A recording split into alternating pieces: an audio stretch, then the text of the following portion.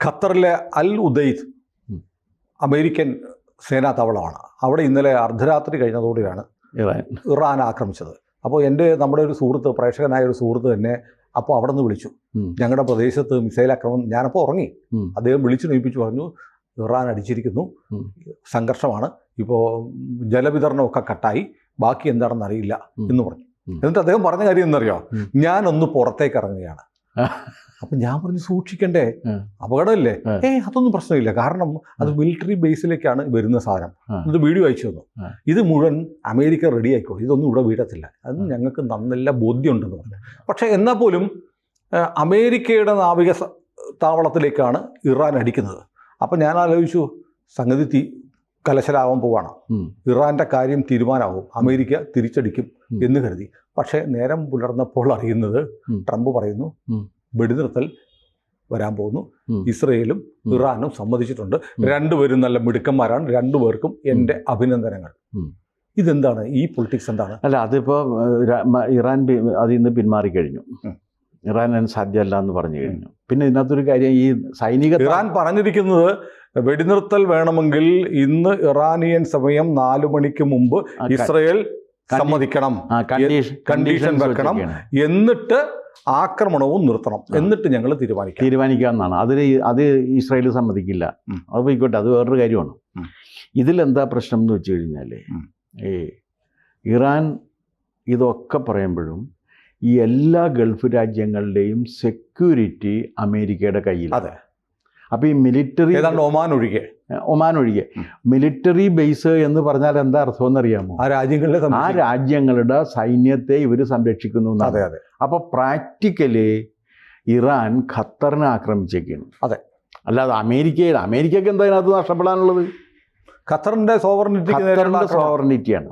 ഇവിടെ നമ്മളൊരു കാര്യം എപ്പോഴും ശ്രദ്ധിക്കേണ്ട ഒരു കാര്യം എന്ന് വെച്ചാൽ, ഇറാൻ എന്ന് പറയുന്ന രാജ്യത്തെ ഗൾഫിലുള്ള ഒരൊറ്റ ഇസ്ലാമിക രാജ്യത്തിനും വിശ്വാസവുമില്ല, അവർ താല്പര്യത്തിൽ എടുക്കുകയില്ല.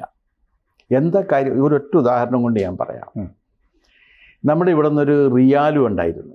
ഞാൻ ഒരിക്കലും ഇവിടെ നമ്മുടെ ഒരു വീഡിയോയിൽ നമ്മൾ റിയാലുവിനെ കുറിച്ച്. റിയാലു ജമാഅത്തെ ഇസ്ലാമിയുടെ കക്ഷിയാണ്. റിയാലു ഖത്തറിൽ നിന്ന് നേരെ ഇറാനിൽ പോയി. ആദ്യം എന്നുവെച്ചാൽ ഇറാൻ ഇറാഖ് യുദ്ധം തുടങ്ങുന്നതിനൊക്കെ മുൻപ് ഇറാൻ റവല്യൂഷണറി ആർമിയിൽ പോയി. അവിടെ ഇസ്ലാമിക് റവല്യൂഷണറി ആർമി, ആ ഇസ്ലാമി ഖൊമേനിമാർ നടത്തിയിരുന്ന അവിടെ പോയി പുള്ളി പരിശീലനമൊക്കെ കിട്ടി തിരിച്ച് ഖത്തറിലെത്തി. അപ്പോൾ ഖത്തർ ഗവൺമെൻറ് ചെയ്തത് എന്താണെന്ന് വെച്ചാൽ, അവിടെ വെച്ച് പുള്ളിയെ അറസ്റ്റ് ചെയ്തിട്ട് ഇന്ത്യയിലേക്ക് ഡീപ്പോർട്ട് ചെയ്തു. അങ്ങനെയാണ് പുള്ളി ഇവിടെ വരുന്നത്. അപ്പോൾ ഇതെന്താ കാര്യം എന്ന് നോക്കി കഴിഞ്ഞപ്പോഴേക്കും, ഈ റിലീജിയസ് എക്സ്ട്രീമിസത്തിലേക്ക് പോകുന്ന ഒരു നടപടിയോടും സൗദി അറേബ്യ ഉൾപ്പെടെയുള്ള ഒരു രാജ്യത്തിനും യോജിപ്പില്ല. കാരണം അത്തരം ഒരു സംഭവം വന്നു കഴിഞ്ഞാൽ, അത് അവരുടെ രാജ്യങ്ങളിലേക്ക് പടർന്നു കഴിഞ്ഞാൽ, അവിടെ എല്ലാം നിലനിൽക്കുന്നത് രാജഭരണമാണ്. ആ രാജഭരണം ഇല്ലാതെയാകും. അതുകൊണ്ട് തന്നെ ഇറാനിൽ നടക്കുന്നത് പോലെയുള്ള ഒരു മതപരമായ വിപ്ലവത്തിലൂടെ അതിനെ നേരിടുന്നതിന് വേണ്ടി ഇവർക്ക് ആർക്കും താല്പര്യമില്ല എന്നുള്ളതാണ് സത്യം. അതുകൊണ്ട് ഇറാൻ്റെ യുദ്ധത്തിൽ ഇറാൻ ഒറ്റക്ക് തന്നെ നിൽക്കേണ്ടി വരും. ഒരാളും ഇറാനെ ഈ കാര്യത്തിൽ സഹായിക്കുമെന്ന് തെറ്റിദ്ധരിക്കണം. എല്ലാവരും പറഞ്ഞു പുടിൻ സഹായിക്കുമെന്ന് പറയും. പക്ഷെ പുടിൻ പറഞ്ഞ് ഇന്നലെ പറഞ്ഞു, സ്റ്റേറ്റ്മെൻ്റ് ഉണ്ട്, ദശലക്ഷക്കണക്കിന് റഷ്യൻ ഭാഷ സംസാരിക്കുന്ന ആളുകൾ അവിടെയുണ്ട് ഇസ്രയേലിൽ. അതുകൊണ്ട് ഇസ്രയേലിനെ ആക്രമിക്കാനൊന്നും ഞങ്ങൾക്ക് പറ്റില്ല. ഇല്ല, അത് മാത്രമല്ല, അവർക്ക് ഓൾറെഡി അവരൊരു യുദ്ധത്തിൽ അവർ എൻഗേജ്ഡാണ്. പിന്നെ ഇറാന് വേണ്ടി ഇത് ചെയ്യാൻ ഈ ലോകത്ത് ഒരു രാജ്യവും തയ്യാറല്ല എന്നുള്ളതാണ് വസ്തുത. അതെന്താണെന്ന് വെച്ചാൽ, ഇറാനിൽ വളർത്തി കൊണ്ടുവന്ന ഇസ്ലാമിക് റവല്യൂഷണറി ആർമി എന്ന് പറയുന്ന ഒരു സങ്കല്പം എക്സ്ട്രീമിസ്റ്റ് ഓർഗനൈസേഷനാണ്. ആ എക്സ്ട്രീമിസ്റ്റ് ഓർഗനൈസേഷനാണ് ഈ ഖമനയിക്കും അടങ്ങുന്ന ക്ലർജിയിലേക്ക് അധികാരം പോകുന്നത്. ആ ക്ലർജിയുടെ അധികാരം യഥാർത്ഥത്തിൽ ഇറാനിൽ ദീർഘകാലം നിലനിന്ന് കഴിഞ്ഞാൽ മറ്റ് ഗൾഫ് രാജ്യങ്ങളും അതിലേക്ക് പോകും എന്ന് അവർക്ക് ഭയമുണ്ട്.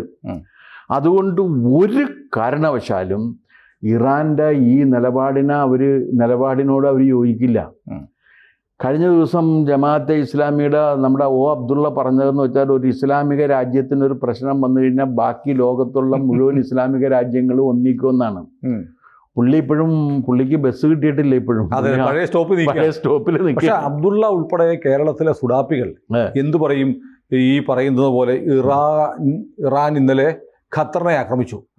അപ്പൊ എന്ത് പറയും? വേണേ പറയും ഖത്തറിനെയല്ല, അമേരിക്കൻ ആക്രമിച്ചെന്ന് പറയാം. അമേരിക്കൻ താവളം എന്ന് പറഞ്ഞാൽ എന്തിനു വേണ്ടി?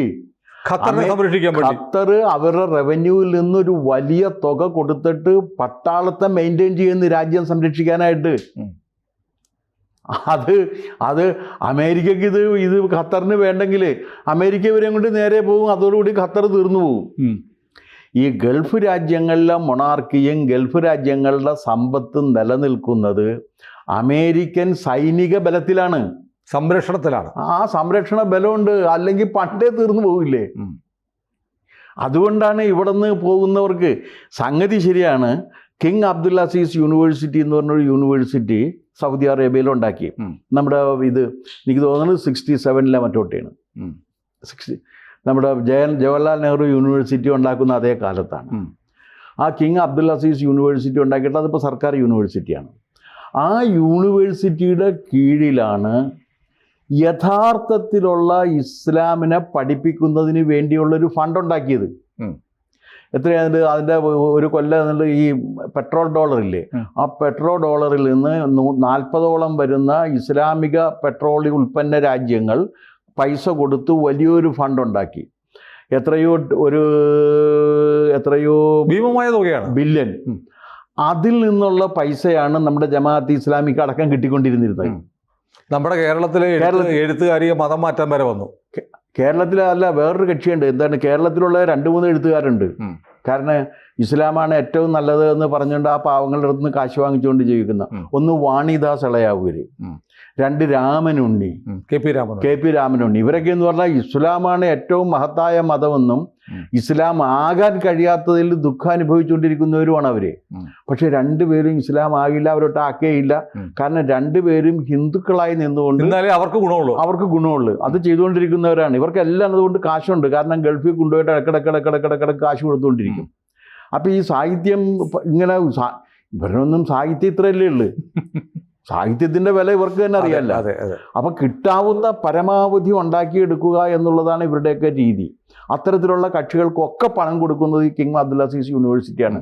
അങ്ങനെയൊക്കെ ചെയ്യുമെങ്കിലും അവരുടെ സ്ഥലത്ത് ജമാഅത്തെ ഇസ്ലാമിക്ക് പ്രവർത്തനമില്ല. ഈ ഗൾഫ് രാജ്യങ്ങളിലെങ്ങും മവദൂദിക്ക് എന്താണ് അഹമ്മദ് മൗദൂദിക്കും അദ്ദേഹത്തിൻ്റെ സിദ്ധാന്തത്തിനും അവിടെയൊന്നും പ്രവേശനമില്ല. മൗദൂദിക്കും സിദ്ധാന്തത്തിനും പ്രവേശനം ഉള്ളത് പാകിസ്ഥാനിലും ബംഗ്ലാദേശിലുമാണ്, പിന്നെ ഇന്ത്യയിലുമാണ്. ഇന്ത്യയിൽ അവർ വായിൽ കൊള്ളാത്ത കാര്യങ്ങൾ ഇങ്ങനെ ഇടക്കിടക്ക് പറഞ്ഞുകൊണ്ടിരിക്കും. അവരുടെ മുഖ്യ ശത്രു എന്ന് പറഞ്ഞു കഴിഞ്ഞാൽ അമേരിക്കയാണ്. പക്ഷെ ഇവരുടെ മുഖ്യ ശത്രു അമേരിക്കയാണെങ്കിലും സൗദി അറേബ്യയുടെ സംരക്ഷണം അമേരിക്കയുടെ കീഴിലാണ്. അപ്പോൾ ഇവർക്ക് മൗദൂദിക്ക് അവർ കാശ് കൊടുക്കുന്നുണ്ട്. ആ കാശ് കൊടുക്കുന്ന മറ്റ് രാജ്യങ്ങളിൽ പോയി പ്രശ്നം ഉണ്ടാക്കാനാണ്, അവരുടെ രാജ്യങ്ങളിൽ പ്രശ്നം ഉണ്ടാക്കാനായിട്ട് അവരൊരിക്കലും സമ്മതിക്കില്ല. സൗദിയുടെ മുഖ്യ ശത്രു ഇറാൻ തന്നെയാണ്. വല്ല സംശയമുണ്ടോ ആ കാര്യത്തിൽ? വല്ല സംശയമുണ്ടോ?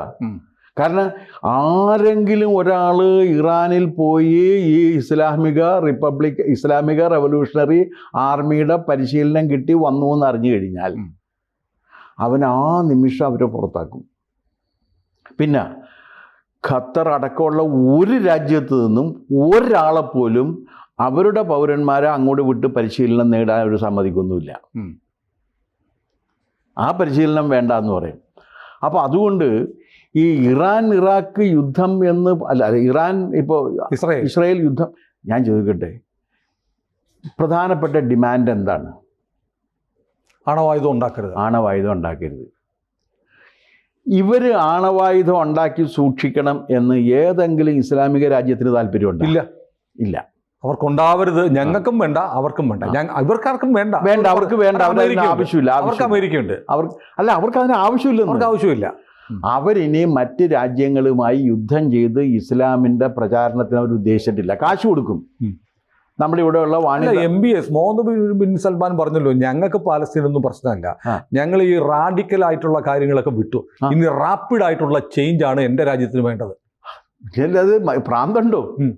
മറ്റതിൽ ഉറപ്പില്ലല്ലോ. അതെ, ഏതില് ഈ ഇവിടെ കേരളത്തിലാകെ ഇത് കഴിഞ്ഞ് ചെന്ന് കഴിഞ്ഞാൽ സ്വർഗത്തിൽ ചെല്ലാമെന്നും അവിടെ ഹൂറികളെ കിട്ടുമെന്നും വിശ്വസിച്ച് ജീവിക്കുന്ന ഒരാളുള്ളത് നമ്മുടെ പാവം അബ്ദുള്ളയാണ്. സഹതപിക്കാനേ പറ്റുള്ളൂ. ബാക്കി ആരാണ് ഇതിൽ വിശ്വസിക്കുന്നത്? ഇതിൽ പറയുന്ന കാര്യം എന്ന് വെച്ചാൽ ഖബറിനകത്തേക്ക് കുഴിച്ചിട്ട് കഴിഞ്ഞാൽ ഖബറിനകത്ത് ദൈവം വന്ന് വിചാരണ ചെയ്യുമെന്നാണ്. ഒന്ന് ആലോചിച്ച് നോക്കണം. എത്രയോ മുസ്ലിങ്ങളതിൻ്റെ പേരിൽ മരിക്കാതിരിക്കാൻ പറ്റില്ലല്ലോ. അതെ അതെ, എത്രയോ പേര് മരിക്കുന്നു. ഈ കൂട്ടമരണമൊക്കെ ഉണ്ടാകുമ്പോൾ അവിടെയൊക്കെ അവരുടെ എല്ലാം ഖബറിൽ പോയിട്ട് ഈ ദൈവം ഇത് എടുത്തുകൊണ്ടിരിക്കുകയെന്ന് വിശ്വസിക്കുകയാണ്.